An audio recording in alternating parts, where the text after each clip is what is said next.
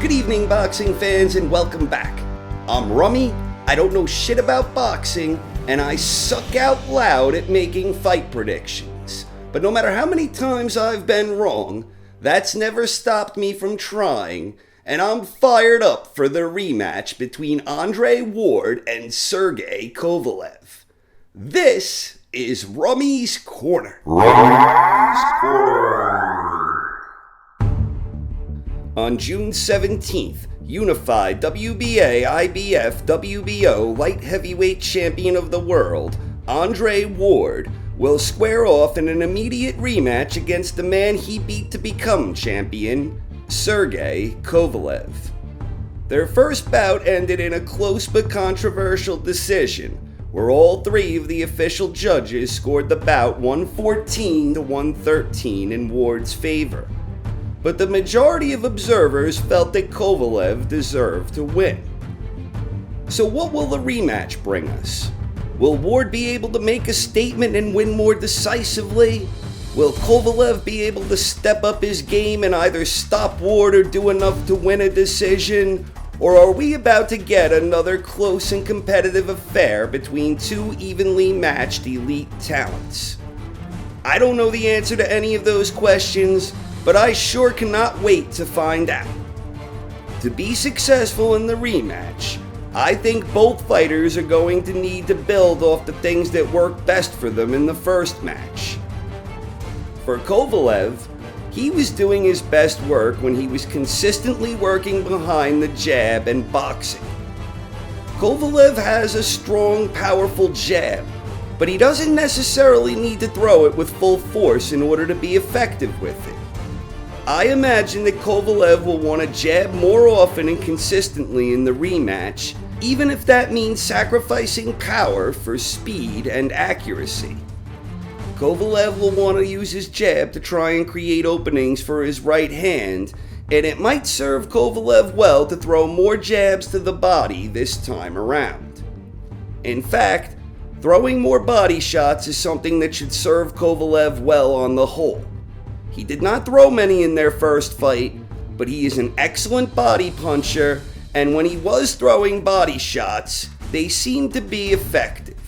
So I'm expecting Kovalev to risk opening himself up more often in order to try and administer an effective body attack. Kovalev absorbed Ward's power well in the first fight, and I don't imagine he will be in any serious danger of getting stopped. But he still needs to be mindful not to get careless, especially in those moments when he is taking more risks. I think Kovalev should remain measured in his attacks and only pounce if and when he has Ward vulnerable. For Ward, he was doing his best work after he was able to get more comfortable. This primarily happened over the second half of the fight, after Ward made some tactical adjustments and took some steam out of Kovalev, compliments of a steady and effective body attack throughout the fight. When Ward got comfortable, he was able to do a better job creating angles, finding openings, and neutralizing Kovalev's power.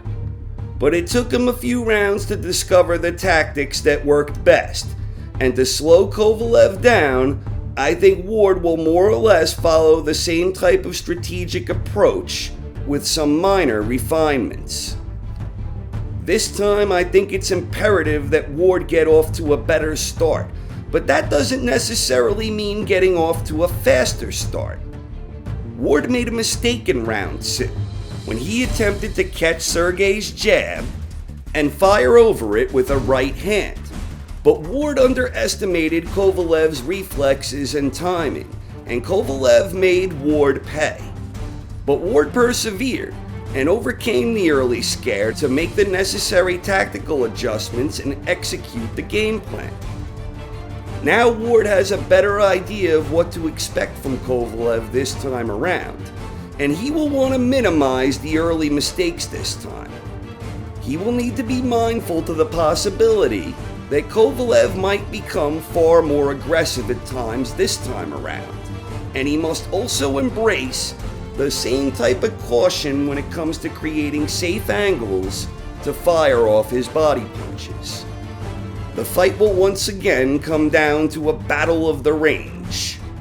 Who will be able to do a better job controlling the distance?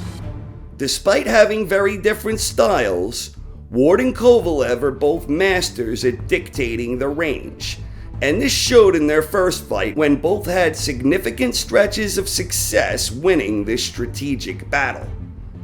Kovalev tended to do a better job over the first half of the fight, and Ward tended to do a better job in the later half of the fight. But there were several mini shifts of momentum that occurred throughout the contest, even when one man seemed to be doing it more consistently over their respective better half of the match. Whichever boxer can improve on his efforts from the first fight when it comes to controlling the range is likely to have a big advantage this time around. Of course, Kovalev has game-changing power, where one punch can end the fight. But he needs to find ways to create more opportunities to deliver his power shots. And he needs to also do that in such a way that he can still conserve energy without just swinging away wildly for the fences.